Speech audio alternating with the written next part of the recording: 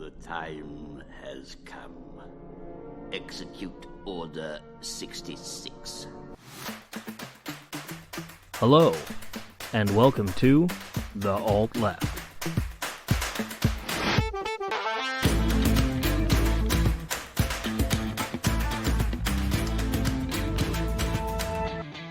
Welcome back, everyone, to a very special episode of The Alt Left. This is episode 66, where we are going to be executing some bastards.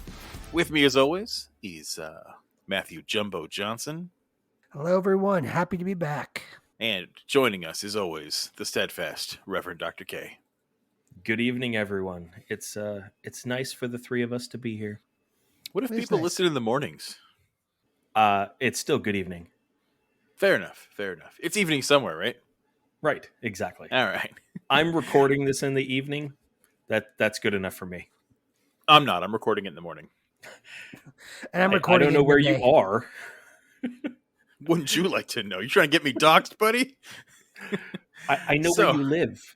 We're going to go ahead and nail some schmucks. We're going to talk about a few people, but the two we're really going to be dragging are the true greatest wolf in sheep's clothing leftist cosplayers, Vosh and Jimmy Dore.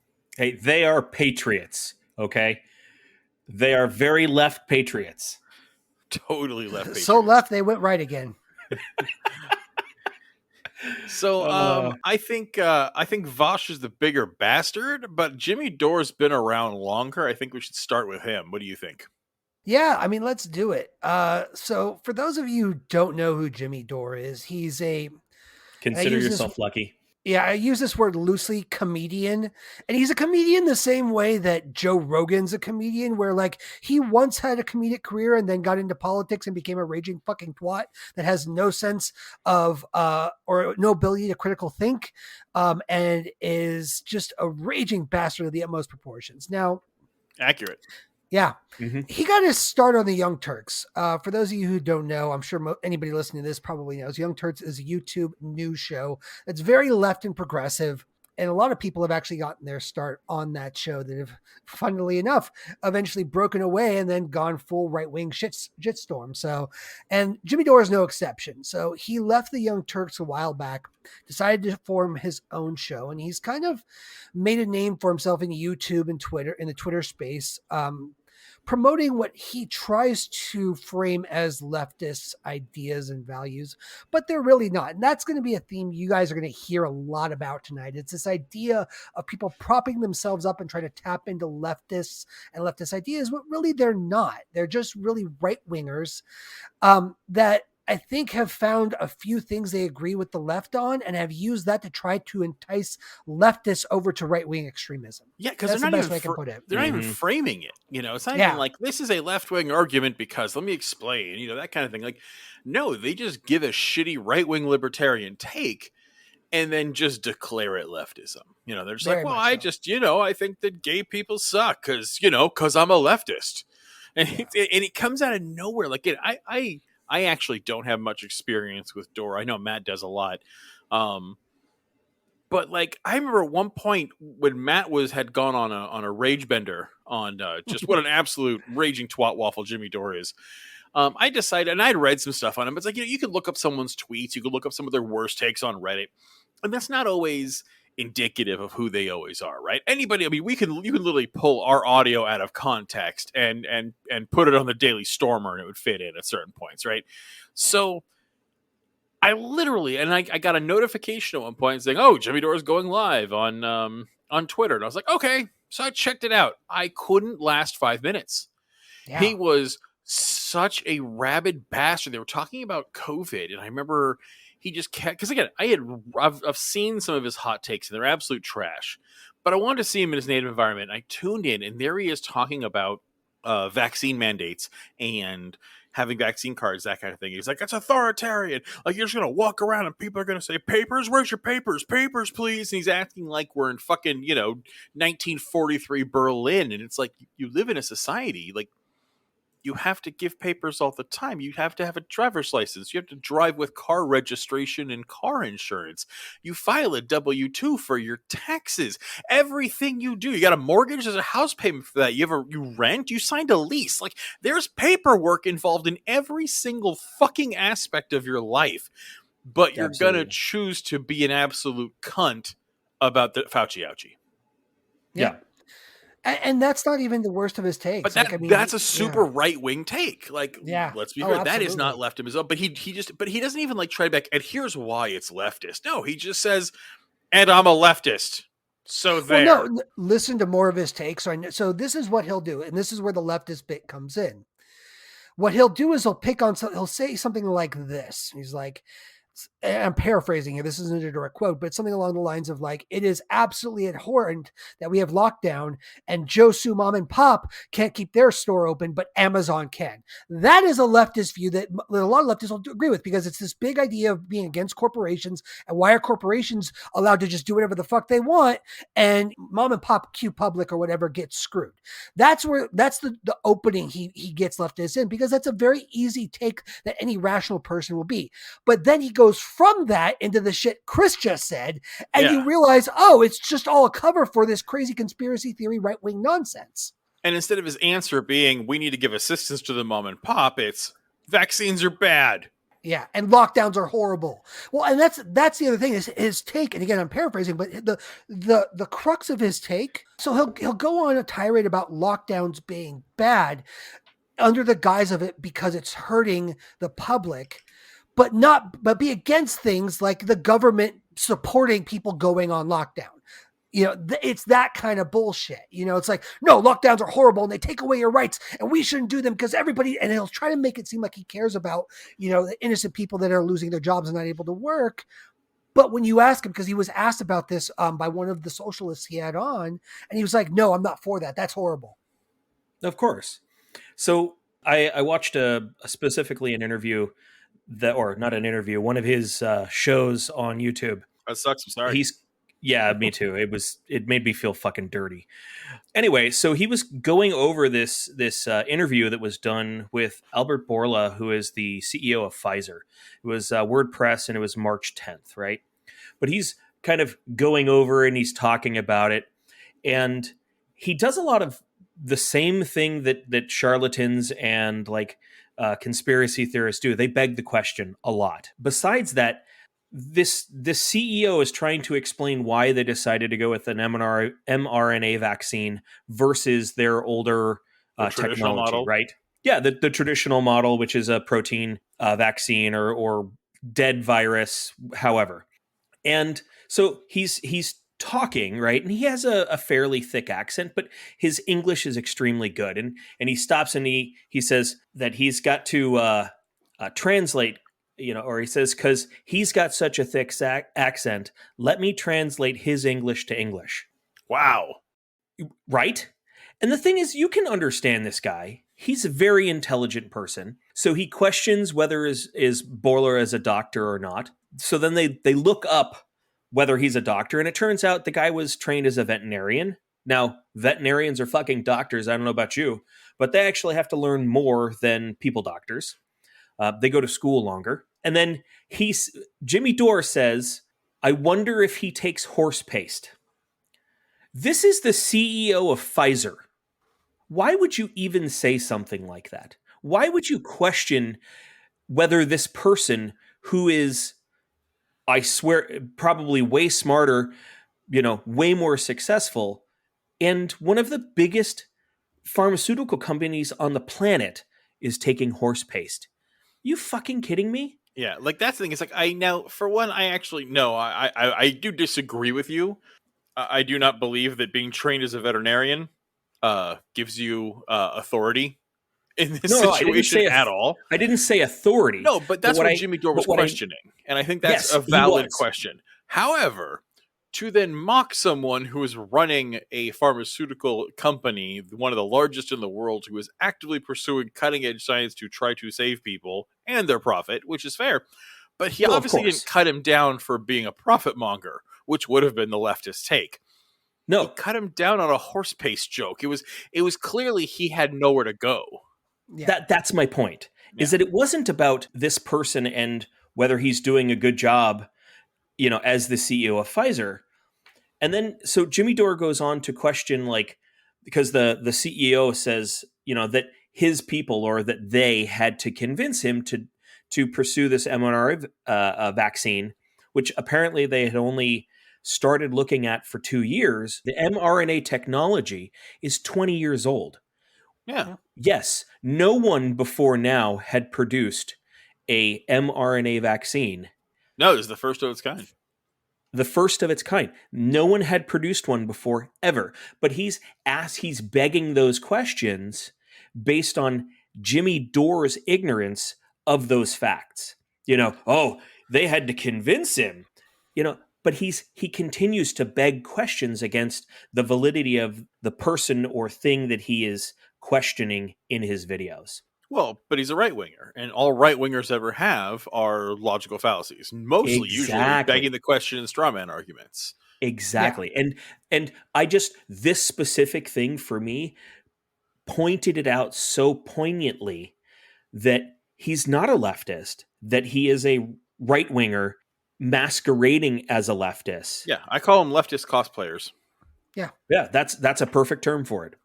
Well, and he does the same kind of bullshit that we've already ripped on Joe Rogan from doing. It's all he gets around, doing due diligence, checking sources, which, by the way, he's come out openly and said that you don't need to have valid sources, that all sources are valid.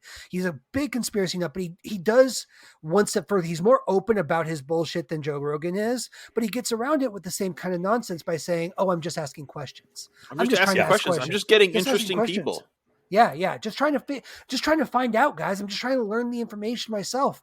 It's this bullshit, like, let's all play together nonsense, where they're trying to say that they're trying to unite the left and right, but really all they're trying to do is pull leftists to the right, and ignore what leftists are fighting for. Like, they don't really understand the problems. They don't really. They're trying to line their pockets. Let's be reasonable. Well, absolutely, and I think so. Here's the thing: I don't think that's. Well, I think that's true for Dore. I don't think that it's as true as, like, say, Dave Rubin, for instance, who we'll talk a little bit more down there. I do think all want money. I think Dore is a true believer. He's been a conspiracy theory nut from the beginning. This is not new. It's not like Dore was a normal guy once upon a time, then started saying a few crazy things and it got him money, and then he went full bore into it. This is who he's always been. And he's he wasn't in the limelight all that much. I mean, he had a following, people that liked him from the Young Turks and followed him to his own show. But really, where he really came to prominence was a couple of years ago. Do you guys remember? We even did an episode on this where we kind of ripped on AOC and the squad for not doing more to fight for healthcare. Healthcare's not in AOC's district. Yeah, I know. But you know how they didn't force a vote. They didn't do any of that stuff they promised that they were going to do, right? And this is kind of where I think Dore got a big boost in his numbers, because he publicly on Twitter ripped AOC a new one and got it went viral. And I think AOC even responded, which I think only helped him.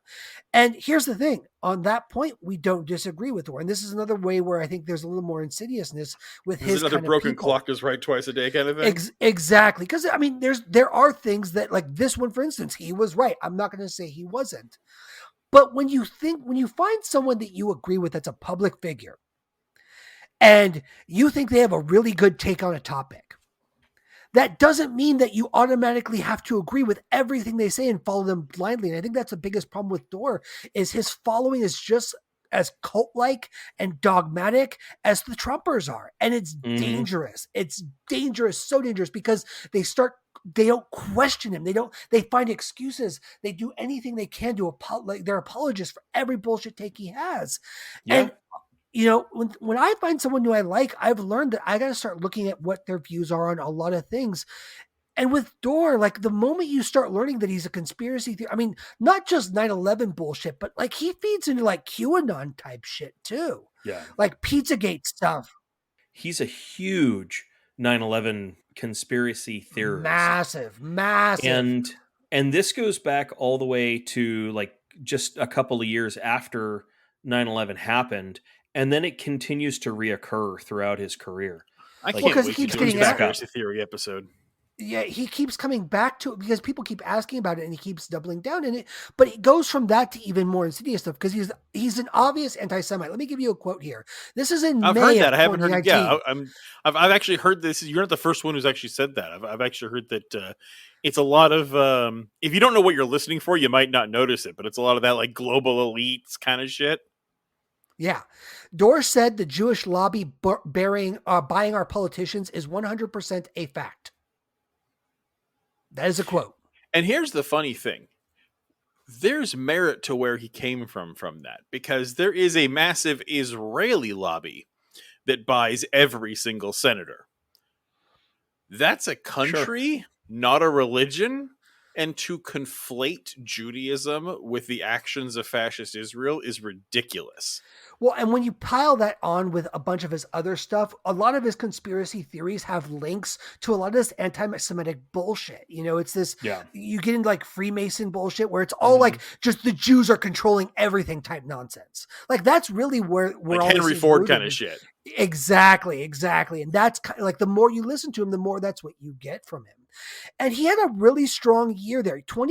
Like the end of 2020 to like throughout 2020.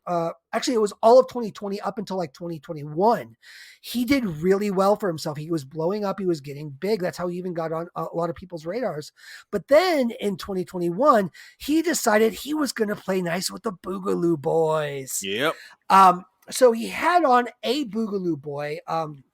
The dude's name is Magnus Panvidya, which I believe that's a fake name. I tried to find more details on this. There's a bunch of videos that went into this, but I couldn't find the details. But the long and the short of it is that for those of you that don't know, the Boogaloo Boys, while yes, they are a disjointed, there's no centralized organization to them. Far and away, their roots are in white nationalism and racism, right? Yeah, there is this tiny fringe leftist group of the Boogaloo Boys, and it's really weird because the other 90% of the Boogaloo Boys, and it's actually kind of, I have a funny anecdote about that. A friend of mine, actually, you guys know him too. We were talking with the Boogaloo Boys, and he was like, "What are you talking about, dude? They're total right wing, not fascists." And it's like, "What the fuck are you talking about? They're anarchists." He's like, "What are you talking about?" It turns out there's two wings of the Boogaloo Boys. Yep, really? Each of us were only familiar with the other. However, the left wing era of the Boogaloo Boys is a tiny, itty bitty, strange splinter faction that never should have existed. And it turns out I was wrong. The Boogaloo Boys are a crazy right wing fascist organization. And white supremacists. There's a handful of few of them that will join BLM rallies, fight for, that kind of thing. And they truly believe they're anti-government, pro-leftist, but it's a small contingent. Now, this guy was claiming to be part of that. And it's come out since that he was absolutely not. Like, he's absolutely a racist. He's been found out this is the funny part. Alex Jones interviewed this guy, right? And Alex Jones did better due diligence as far as journalism goes in interviewing and prepping for this guy and pushed him on this issue than Jimmy Dore did. Jimmy Dore didn't do any kind of pushing because Jimmy Dore has an agenda and wants to push this idea that the left and the right really should just get along, which they fundamentally can't. We've talked about this before, but this sounds guy like Andrew Yang. Yeah, exactly. Yeah. Same kind of bullshit with less that pleasant same horseshoe vibes. theory crap. Yeah. Less But this guy came on a rainbow flag and a "Don't Tread on Me" flag in the background, trying to say that he believes in all this stuff.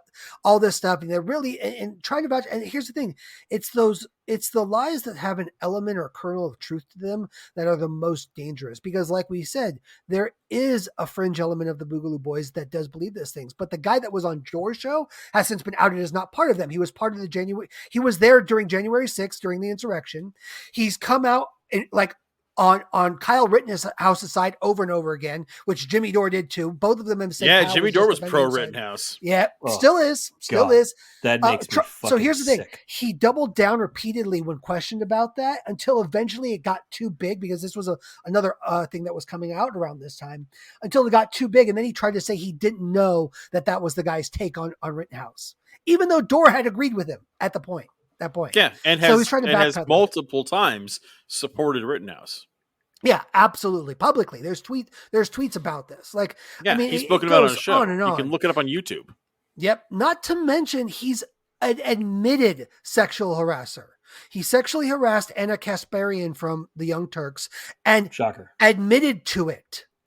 not only did he admit it to it, like he admitted he made inappropriate sexual comments about her ass, subjected her to social humiliation in front of her coworkers, and then he was trying to say that like it was her basically slut shaming, excuses on why he did it, and slut shamed her, and basically said she was dressing inappropriately, so she deserved it. And you know what's funny is that seems to be a common thread. Vosh did the same thing.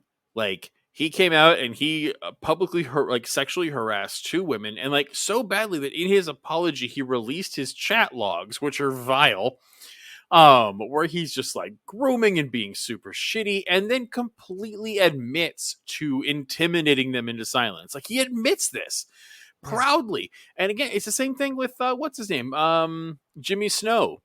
Yeah. The guy who was Dear Mr. Atheist, who, God, when he was Dear Mr. Atheist, like, hey, this guy's pretty cool. This guy's pretty cool. And then all of a sudden he got big and it was like, whoa, where did this piece of shit come from?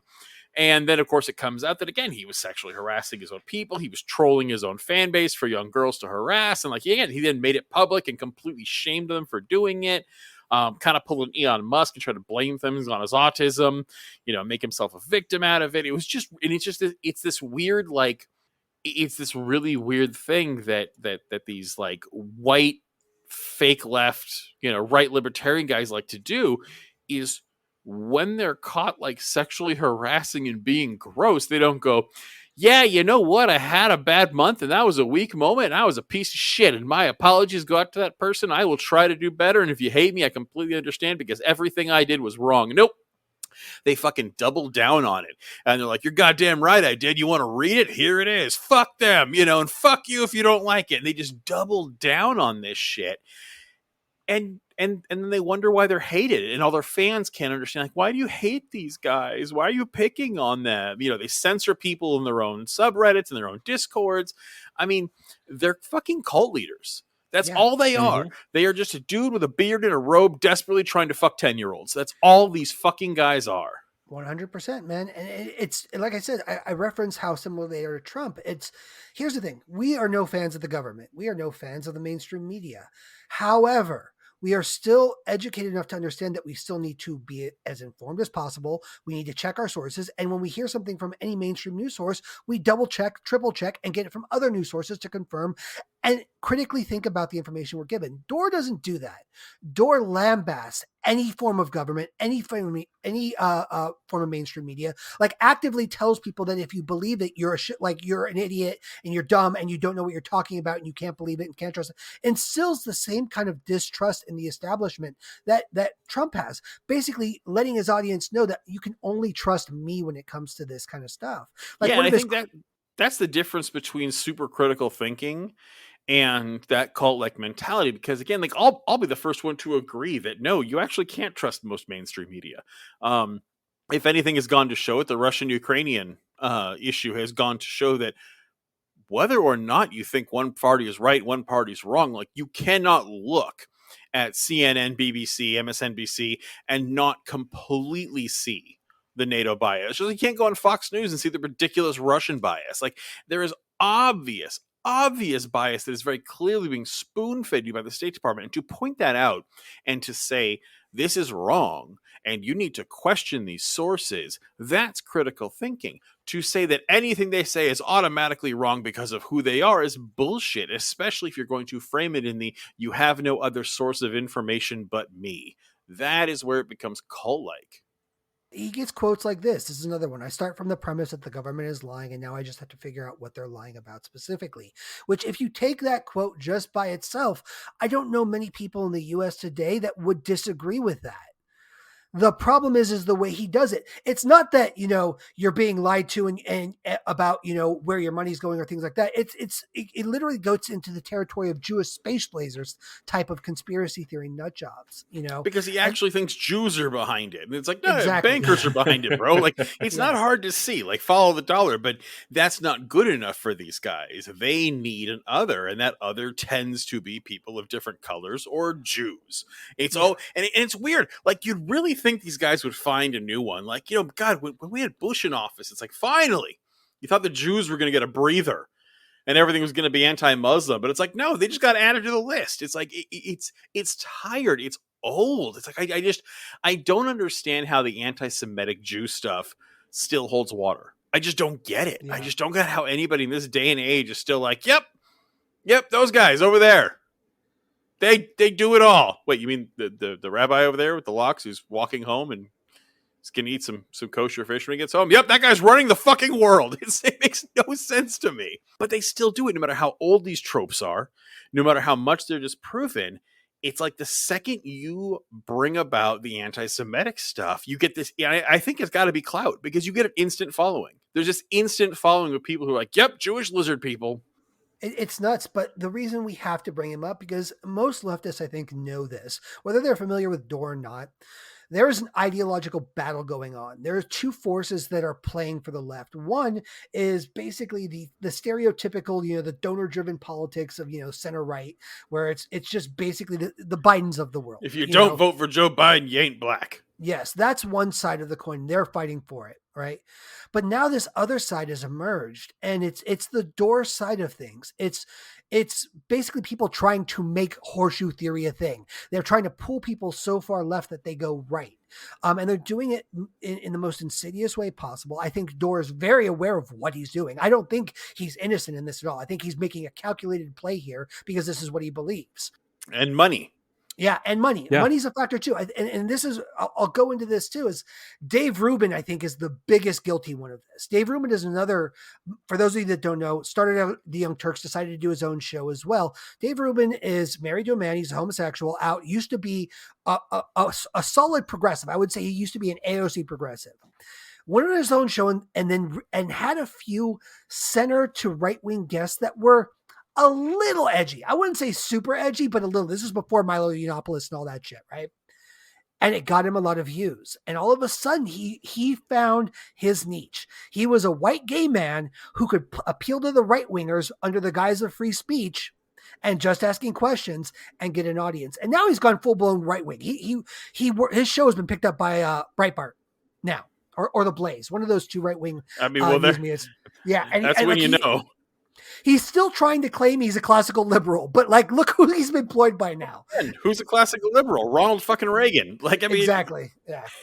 That classical liberal just means right-wing libertarian. Remember, when someone tells you classical liberal, they're referring to 16th century Britain. Yeah. Yeah. That's who they're 100%. talking about. Yeah. Powdered wigs and capitalism. Exactly. And don't get me wrong. I used to be a follower of Dave Rubin. That's how he was ever on my radar, but he just kept getting crazier and crazier. And the thing that ended my like of him is this is before he got really super into the right wing stuff. But he had Milo Yiannopoulos on, and that was a big one that blew up Milo Yiannopoulos for some reason until he went on what's his fucking Bill Maher's show, and Bill Maher kind of just made him look like a twat. And then he came out that he was basically like approaching underage boys and shit and propositioning them. Yeah, I'm really glad Yiannopoulos vaporized. Yeah, same here. But yeah, these guys come out with these takes that are so obvious. Yeah, it's so obvious what they're doing. It's easy to poke holes in it, but they don't get that. They don't. It's so rare that they're challenged on this is one of the few things where I'll say Bill Maher did a good job. Bill Maher, I think, is the one that toasted my Yiannopoulos' career. And then when we find out he was propositioning young boys, it was the nail in the coffin. Yeah. But he was skyrocketing to fame, and then he went on the show, and Bill Maher is like this fairy foofy little twat or something like that. Yeah. That's what he was saying. But this was before he got really big. And then he had Larry Elder on. You guys are familiar with Larry Elder. Oh, God, Larry Elder. So, and this is where our governor, really right? Governor of California? Landslide victory? Yeah. Oh, yeah. Landslide, folks. But Larry Elder went on. And so Dave Rubin asked him about systemic racism. And Larry Elder came back with, can you give me one example of systemic racism? And Dave Rubin couldn't. And then that was that was it. Dave really? Rubin, yeah. The fucking Clinton crime bill didn't come into. Well, here's the thing, and it pissed me off. I was so mad about it because it was just such a dude. I still hadn't gotten that deep into this stuff yet, and I could come up with 3 different examples. But then he had him back on 3 weeks later, and he was basically just sucking his dick about you got me with that question. You asked me to come up with systemic racism, I couldn't think of it, and now I have to admit systemic racism doesn't exist. And that was the point where I was done with Dave Rubin. And he's just gone so much farther on the deep end off of that. He's bought into it. He's best friends with Ben Shapiro. Him and Ben Shapiro are best friends, and it's the biggest Uncle Tom thing because Ben Shapiro is actively against not only gay marriage but homosexuals as a whole, doesn't want them to exist, but he has dinner with him regularly. It's like, Yeah. I'm going to have dinner and be friends with the guy that doesn't want me to exist. And Dave Rubin promotes anti-Semites and gives them platforms, and Ben Shapiro is outwardly Jewish. Yeah. And here's the thing. It's a double-edged Uncle Tom. We can just unite. We can disagree. And it's like, you fundamentally disagree on whether or not both of you should exist as beings. Yeah, this is not disagreeing about tax policy. Yeah. And you think it's a good thing that you're having lunch together. I think you're the biggest fucking losers in the entire planet, and you're awful in what's wrong with society as a whole. These guys are a dime a dozen these days. This is, again, the idea of a pundit, right? Or someone spewing a bunch of heated nonsense is not new. That's an old trick. But you used to have to say what you were. You went out and you claimed was. But again, people like this guy are just full of it. They're right-wingers who are pretending they're not. My biggest gripe is Vosh, right? He's absolutely, I think, hands down the worst of the bunch. He's the newer generation. He's younger than us, I think, a little bit. So he's coming up behind people like Dorr. But boy, is he toting that line. Yeah, and he goes back and forth. But politically, for instance, right? He's basically, he calls himself a Marxist and a socialist. It's ridiculous. He brags about how much money he makes, but he calls himself a Marxist, right? He's come out and said, you haven't read theory. Marxism, and this is his quote, is an extension of liberalism. He has literally said that Marx didn't think capitalism was that bad, and that Marx was really just about liberalism and freedom and free markets. And it's like, if you've read the manifesto once, you know that's the most bullshit quote ever. But what you get are a bunch of fucking idiot followers of his who hear that and go, yep, that's the gospel truth. He actually during the election, he claimed that Marx and Lenin would have voted for Joe Biden. I shit you not. What? Oh, yeah. And these are his light takes. Right now, he's actually getting a whole lot of notoriety because he's been a full-on State Department asset. He has just gone full tilt. Ukraine is the best thing ever. He's talked about how he wants to have anarcho-NATOism, which is the most. What? I can't. Him and his followers are spreading a anarcho-communist flag. The red and black striped flag with a NATO symbol on it. It's the weirdest fucking thing in the world, and all he is doing is promoting imperialism, and he knows what he's doing. Mm-hmm. And this is where his fucking followers eat it up. But all he talks about is how war is so terrible and brutal, and also, ha ha ha, I love seeing dead Russians and blah blah. It's like, well, you need to pick a lane, bro. But I wonder all what of the ANCAPs think of him. Oh, they fucking hate anyone who's an actual ANCAP. Fucking hates him. But he has gone, again, like I said, he's full asset because everything he does is pro-NATO, pro-U.S. military, pro-U.S. imperialistic government. And it's like, you are no leftist by any means. But beyond that, this is where Vouch is different from Jimmy Dore and Dave Rubin and even Joe Rogan, where they started out, being one side. And then as they got more famous, they just started asking the questions and being dumb jackasses. Vouch is the opposite. Right now, Vosh is like a CIA asset propaganda piece, but he started out being an absolute knuckle-dragging pedophile, and it's weird how that shift has happened. Just a couple of his hot takes. For instance, he's very famous for this one, of basically, he uses the no ethical consumption under capitalism argument to justify child porn. His larger point, he was debating a vegan, and he was debating about how vegans are hypocritical because even though they won't eat meat, they will still do other things that harm the environment or can harm animals, blah, blah, blah, right? And he was basically trying to make this point. So far, yeah, he was making this point that it's hypocritical for vegans to condemn non-vegans because vegans still harm the environment, harm animals.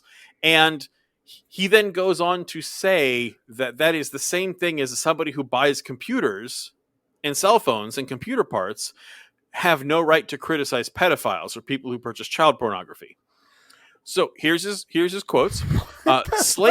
Slave goods and child pornography are both child exploitation and bad. If society has accepted and encouraged the consumption of slave goods, there is no legal, moral argument for child porn consumption to be banned.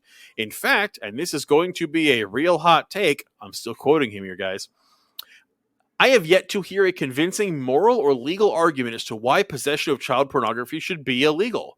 Buying child porn isn't at all dissimilar to buying from monstrous transnational corporations who hurt millions of children through economic exploitation. What the fuck?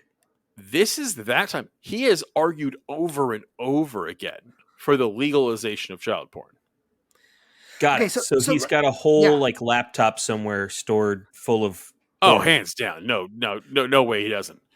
So yeah, and this isn't the only time. Again, he's gone back and forth and, claimed partial ownership for, like, I think it was a Tumblr that, like, created a whole bunch of drawn child porn. He talks about how child porn art should be legal. If the child porn is old, there's nothing wrong with having it.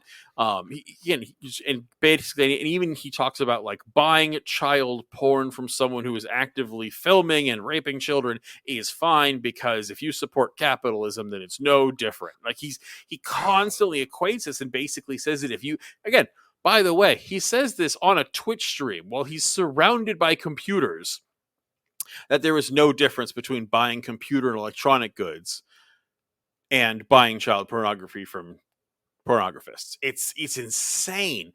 And again, this is where it gets, like, deep, because it's not the first time he's done that. He does that a million times, and he's also argued over and over again that the age of consent should be lowered all the time.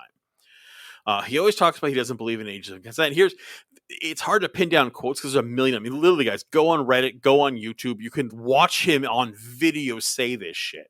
One of his big ones when he was arguing that the age of consent would be lower is again, this is where he tries to tie in socialism. That in a socialist society, this would be fine. His quote is that the age of consent exists out of respect for numerous power imbalances older people have over younger people. As those imbalances are redressed through the advent of socialism, the age of consent should therefore be lowered. Yes. No, That's his because fucking hot take. there's an inherent Nope. lack of balance of power because of age. Nah. The age is what creates that imbalance. Nope. Socialism doesn't make age change. Nope. Cheap Fuck. insulin means you get to bang 6-year-olds. That's how that works. That's what they do in Europe and Canada. Didn't you know that they got free healthcare? But And here's the thing. I don't the care kiddies get passed around. how good a point someone makes. I don't care how good it is. I don't care how many times Vosh or Jimmy Dore are right about AOC in the squad. The moment you hear that they have this take too, that should be a deal breaker. And if it isn't, I don't see. It's the same thing that we would say about the Trumpers. Is it true that all Trumpers are racists? No, but racism wasn't a deal breaker. Are all of Vosh's followers pedophiles and pro-pedophilia? No, but clearly it's not a deal breaker. And that's a fucking problem. And that's the same thing with Dore. It's like the moment you find, like, he had a great take on AOC one time, and then he gave a platform to a white nationalist organization and has repeatedly put out QAnon conspiracy theories that are not only bullshit, but harmful to the public. Yep. The moment that happens, find someone else that has the same take and follow them. If someone's like, AOC. The sky is blue today, and you're like, oh, it does. This guy's, saying something. He's like, and also Hitler had some good ideas, but okay, done listening. You're done. Like, apparently you're only right about one thing ever. Fine, done. Okay, duly noted. And Vaush is doing the same thing. At one point he went on a thing called Killstream. And for those of you who don't know what Killstream is, it's a Nazi live stream about Nazi shit by Nazis. I mean, and it's like outspoken. This isn't like when I say this, and I'm like, people who are to the right of Biden. Like, no. I mean, like, Sieg Heil, kill the Jews, Nazis, right? And he decided that he was going to help give them a platform because he wanted to talk to Nazis. And he thought he belonged there. So as they're on there, they're just dropping the N-word constantly, right? Anytime they're talking about black people's N-word this, N-word that. And Vosh was talking to them and arguing and debating them and kept saying N-word, instead of, he literally said the N-word, quote, right? He wasn't saying the actual N-word. He was using the phrase the N-word. Yeah. And of course the Nazis started making fun of him, called him a pussy, called him a liberal, called him this and that, right? And then when he got mad that they were making fun of him, he then started he pivoted and then started mocking them back. Like, what do you mean I'm using the N-word? You mean, and he just like straight hard R went for it. over and over again, drop the N-word over and over again on this kill stream. Which means that he thinks using the N-word is fine as long as it's because you're sad that a Nazi mocked you. Yeah. And then he went on Twitter and posted about how, like, oh, I said the N-word with a hard R. I know some of you are going to have a shit take on that, but it can be used for good because I was using it to fight Nazis. No, you can't. No, he's a piece of shit. And again, after that, he's admitted on his live stream that he uses it for fun. I got another quote from him. Again, this is a quote he said on video. Nice. When I'm alone with my girlfriend, alone at night, by the way, this was in response to people criticizing him for using it on the kill stream. And he said, when I'm alone with my girlfriend, alone at night, when we're high or whatever, I occasionally say the N-word. I say it with a hard R. Do I look like a fucking bitch to you? Do you think I would puss out on a joke that could be funny if I went full mile? Of course not. Yes, you do look like a bitch to me. Yes, No, he you is look an like absolute a fucking bitch. racist. Yeah, he's a racist. He's a sexist. He's transphobic. He's anti-gay. He's a fucking Nazi apologist. And this isn't like I'm calling him names. He's a pretty self-pointed pedophile. Yeah. Yeah. So anybody Sounds about right. Anybody who thinks Vouch is a good idea who might listen to our podcast, and I hope that there is no Venn diagram where that exists. Oh, God, but if it does, don't get mad. Take this as a growing moment. And he was like, you're out of context. I was giving you full and complete quotes. And I'm sorry. These quotes that I've given you, unless you are doing what I was doing, which was quoting a piece of shit, there is no context where any of those are acceptable takes. And I'll put this out. Yeah, I'll put it out there. If anybody in this group, if anybody of our listeners follows these two, try it. Justify these quotes that we've been giving. Honestly, we'll bring you on you on the show, because I would love to hear, besides someone who can't just call me a pussy on Twitter and go away, I would like to hear an actual spoken justification for not putting these pieces of shit up against the wall. Yeah, they're also, one thing I forgot to mention, they're very good about setting themselves up as the real leftists. They've created this environment where if you don't follow them, just like Trump has, Trump is the real conservative. Trump is the real president. If you disagree with Trump, you're against America. Only true patriots follow Trump. Vosh and Dor are the same thing. If you are against them, if you criticize them at all, you are automatically a fake leftist. You're a shit lib. You're all of these things. Yep. 100%. And anybody telling you, believe me, or you're not, you're something else, immediately should be a red flag. Yes. Immediately. Yeah. Anybody who says I am the only source of truth is a cult leader. And that's exactly what they do. Exactly what they do. And this is what you got to be careful of. When you see it, whenever you see a personality that you're on, whether it's on Twitter, whether it's on, fucking Twitch, on some kind of Facebook Live, on some kind of fucking Reddit, it doesn't matter. Anytime you see a live stream of someone and you're like, this person seems amazing, do a deep dive. Literally, just Google their name and shit takes, bad tweets, worse tweets. And just see what pops up. And if it's like, I think healthcare is a good thing, and it's people going, stupid liberal, okay, you might be on the right side. But if it's like, hey, they're saying that child porn's cool. They're saying that Jews are taking over the world. They hang out with Nazis. Maybe that's someone you should not defend. Yeah, and the last one I wanted to mention, there's so many to pick from, but there's another one that's a little bit in a different vein that I think we should bring up. I don't know if you guys are familiar with him or not. Andrew Yang? Sam Harris. I mean, Yang absolutely is, but we've shit on Yang plenty already. You want to talk about, we not in this, because that's the thing is, I think Yang gets a pass because some idiot decided that during 2016 that they should put some more on Andrew Yang up there. And Andrew Yang came out, he was a one-issue guy, and he's like, free money. And here's the thing, UBI is a good idea. I need you to have more policy than that if you want to be the fucking president of a nuclear nation. And he doesn't. And he disappeared. And then he came back and he's like, who wants to buy my book? Because I think the right and left need to hug it out. And I'm getting really tired of hippies and Nazis not getting along. And you should follow me. And he's become this. And again, you look on his Twitter, look at anything. He has become another one of these guys where he's the only source of truth. He's the only source of justice. Everyone's crazy but him. And if you don't believe in his centrist nonsense, you're the problem.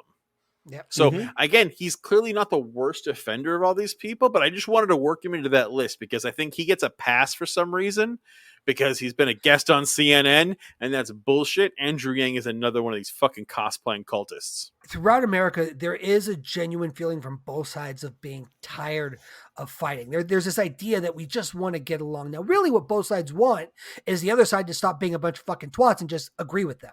That's really what they want when they say they want to get along. But Yang and others like them have tapped into this idea. And whenever you criticize this bullshit and point out, no, this can't work because these ideologies are fundamentally opposed, Mhm. why he's just trying to make everyone get along. Why is that a bad thing to you guys? That's the common argument, and no one gets that more than Yang because he does present this air of like just a sweet guy who wants to give everyone money, and he's mostly left on these issues, and he really just wants everyone to get along, and he's trying to bring the right over to our side, and he's really just a good guy, and We nobody can sees through it. compromise. Just exactly. some genocide. Yeah. Light feudalism. Okay, guys. All but 10% of black people get civil rights. Yeah, Just 10%. Okay, like Nazis, but they have to be from Amsterdam. Yeah, the good Nazis, guys, the good Nazis. Well, the good Nazis ran NASA. That's a whole other podcast. Operation Paperclip. Look it up, kids. So, go ahead, Matt. You had one more? No, the last one I wanted to bring up was Sam Harris. And the reason I think he's important is because he's a little bit different. So for those of you that don't know, he's known as one of the atheist four horsemen. It's him, Christopher Hitchens, Richard Dawkins, and another guy that I always forget.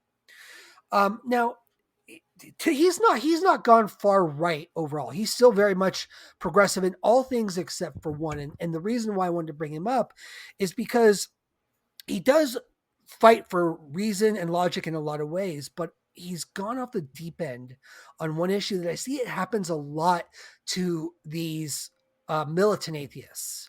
And he is the most anti-Muslim motherfucker you will ever meet. And to this day, he doubles down. He's for racial profiling. He constantly spreads misinformation. There's this bullshit claim that went around a while back that without immigration, Muslims would take over France by the year 2030. It was a bullshit claim from a guy that was an out and out Islamophobe and a racist, right? And Harris just repeated it, and he got challenged on it and tried to say he couldn't remember where he heard it from. Now, from a data standpoint, from a scientific, there's nothing to back that up. Like the population without immigration, the way it currently stands, is predicted to be increased by 12.7% until up by the year 2050. Like that's the actual predictions. There's no scientific data to back this up at all. It's a bullshit claim, but he's propagated it over and over again. And then when challenged, tries to say, oh, I can't remember where I saw that, but it's true. It's shit like that.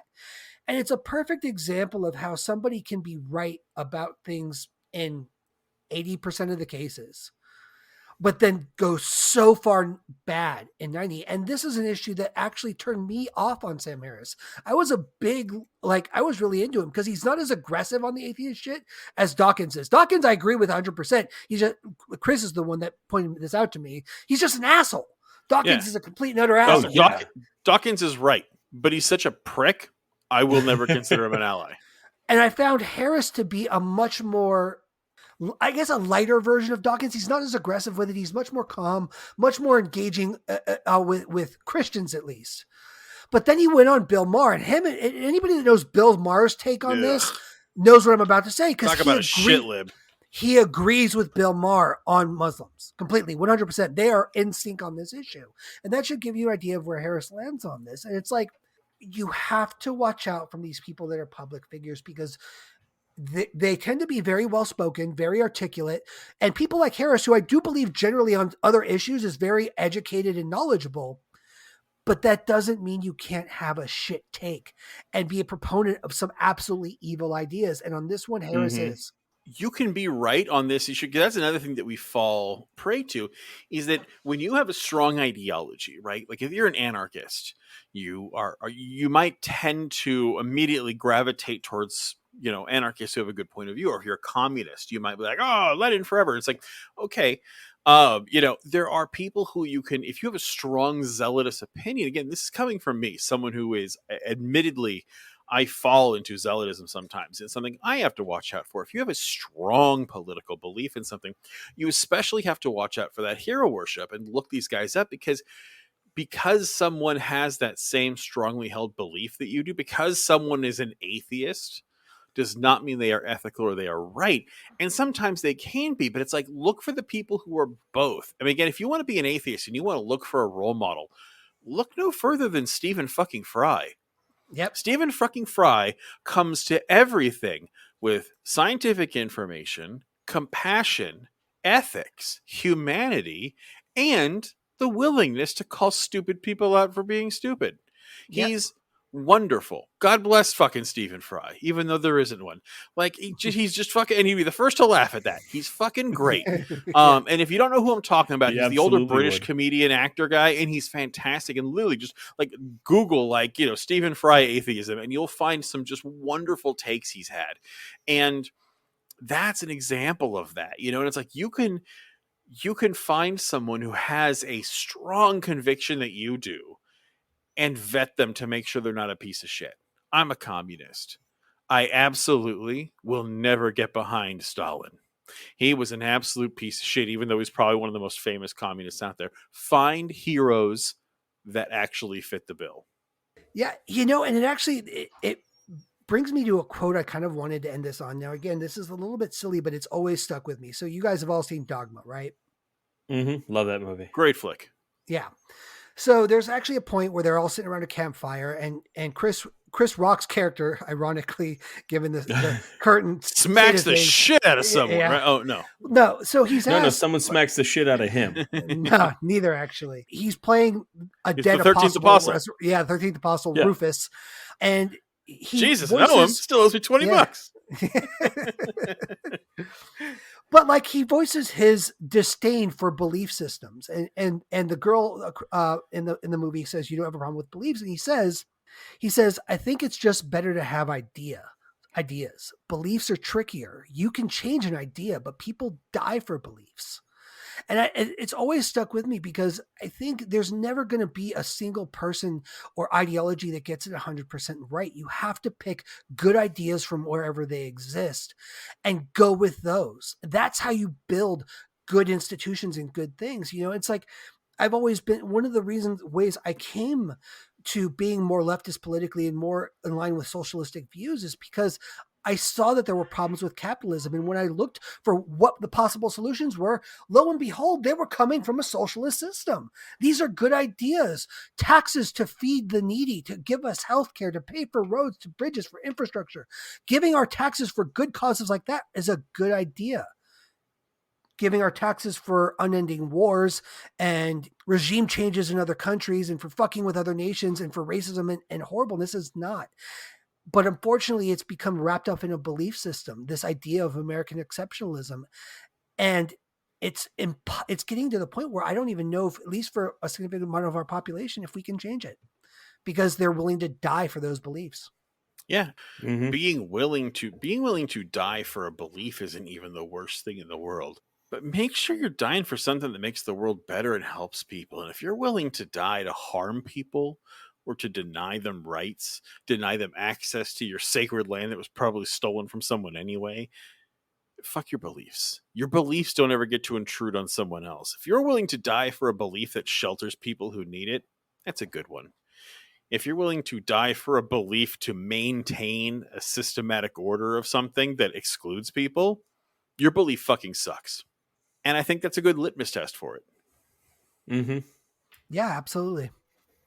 Well, that's about all we have for dragging these guys today, but we appreciate you being here, guys. Thanks for letting us feel your ear holes and take you away from your precious Vosh and Jimmy Dore time. Again, anybody who listens to these guys or thinks they're great or used to and hates them now, message us. Shoot us an email. Tell us your story. Hit us up on Twitter. Again, if you want to defend these guys, we'll even bring you on. If you want to tell us how much you agree they suck, we'll read your comment. Like, shoot us an email. Matt gets lonely, man. He's up at 3 a.m. feeding babies. He wants to read emails. Yeah, you have no idea, man. It's awful right now. But I'm curious. This is another one of the ones I'm going to fight for. I will be blasting our Twitter throughout this week with prompts for people to give us something, because I want to answer this and address it, because I think if you're a Jimmy Dore fan or a Vosh fan, I don't think you have a leg to stand on. And I think that you found one or two things you like about them and are trying to excuse everything else just to hold on to that. And I would love to be proven wrong. Yep, same here. So look for that, folks. And we will be here next week again. So we love you. Thank you for being here with us. And until next week, take care of yourselves. Take care of each other. And remember, the revolution is you.